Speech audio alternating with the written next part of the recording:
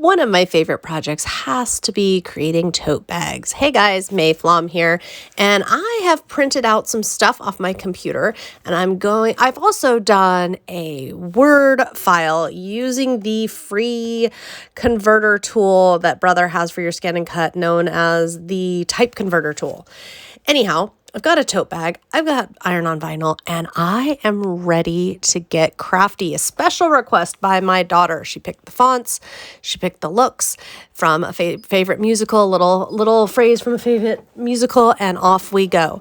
So to get started, I'm going to pull out my Scan and Cut, and I'm just going to work one item at a time and scan in and create the files. This is one of my favorite things about the Scan and Cut, is the fact that I can indeed scan this stuff, create my own files without having any computer know-how. Just let the machine do the work for me. Now, as you can see here, I'm preparing to save my crown as my first file, and I'm just taking a look at if there's any teeny tiny bits that I don't want to cut out. I will just take a look at those and see if I want to adjust the ignore object size.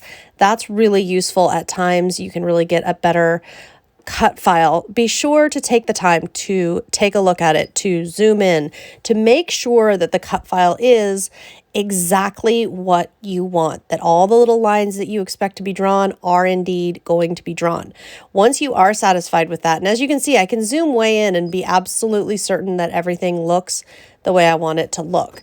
Once you are sure of that, you're just going to go ahead and save it. In this case, I'm just saving to my machine and then move on to the next file. In my case, it's the Word file awesome that I need to save and create. So I'm going to go through those exact same steps.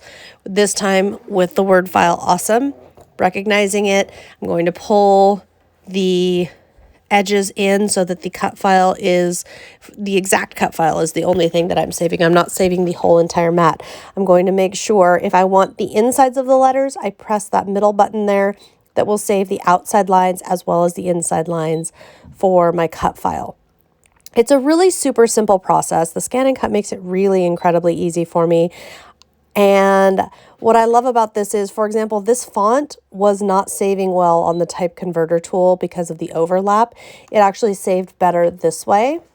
And sometimes that will happen. And if that happens, then you can always just print it out and go about it that way if you're having issues.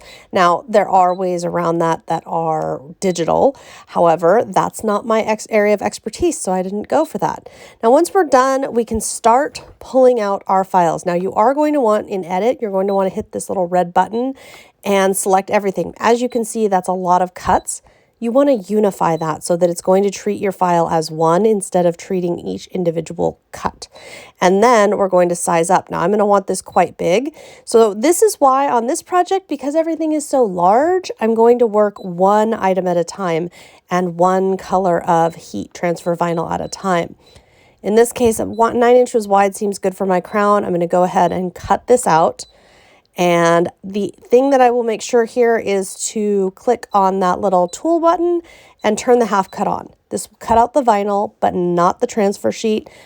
This is important that your vinyl side up, transfer sheet down, in other words, transfer sheet touching the mat, and cut on half cut. The reason that this is important is because we want to make sure that we cut out the vinyl, but leave the transfer sheet, as you'll see here once we get everything weeded out, because we want to make sure that we have a secure way of transferring this material around. Now, as far as weeding, you're just going to remove all of the vinyl all the way around, everything that you do not want to have on your finished project. That's the easiest way to think of it. And it's a little tedious, but you know what? Honestly, this file, it wasn't too bad, and neither were any of them. And then once I've scanned my material, now I did that because I knew I had a fairly exact sized piece of gold material, so I wanted to make sure I got it in just the right spot. And as you can see, by using the scan feature just to scan my mat and where my material is, it meant that I could really see this easily. Now I am going to go ahead and go in and press cut when ready.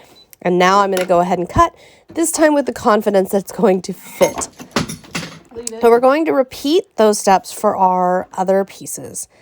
In this case, I'm going into my USB drive, because on my USB drive I title these, when I save these type converter files, I name them what they actually say. Okay, so I'm going to go ahead and go in Object Edit, and I'm unifying this again, so that's one file, and I'm flipping it, although it's funny because wow flipped is the exact same. The reason we're flipping it is because we need it to be backwards when it cuts if it's text. The reason is because you're going to then flip it over. In order to do heat transfer vinyl, you always want to cut the text out looking backwards to you because you're going to flip it over and then it will be back. You don't want it to be backwards when you actually iron it on. You want it to appear backwards when you cut it. So we're cutting this one out and then weeding, which means removing all of that excess material. And I also cut, although I cut it from the video just because it's the exact same, I also cut out awesome using the same thing. Unifying the file, expanding the file to the width that I wanted, and then cutting it out. So here we have, woo, a little shaky there, but we have our canvas tote. We have wow, which is going to go there. And what I am doing here, I just want to take a look and make sure all of my cut file pieces are how I want them to be. Now you might notice I've got a little pair of scissors that you can see there. That was just to ensure that I cut around my vinyl so that if there was excess vinyl, I could save it. And even if it's small scraps, we can work on any size scraps of heat transfer vinyl. So I always save those bits and pieces as much as I can. And then we have our crown. Isn't that cute? Oh, this is going to be so cute. So now what I'm going to do is I'm just going to move these pieces around, determine where I want them. Then I'm just going to place a piece of fabric over. I am going to press with my iron. And then I'm going to lift off the transfer material and repeat. So in this case, we're going to want the wow to go down first and then remove the transfer material and then set the awesome down, heat press that, and then lift off, and off we go. And then, of course, to my crown, I had to add some rhinestones. So I got out some glue, I got out some rhinestones, and added those in. Super easy project, you guys. So many options. You could add stitching, you could add a lot of fun stuff. I hope I inspired you today. Hope you enjoyed this video. I will see you next time. I wish you very happy crafting.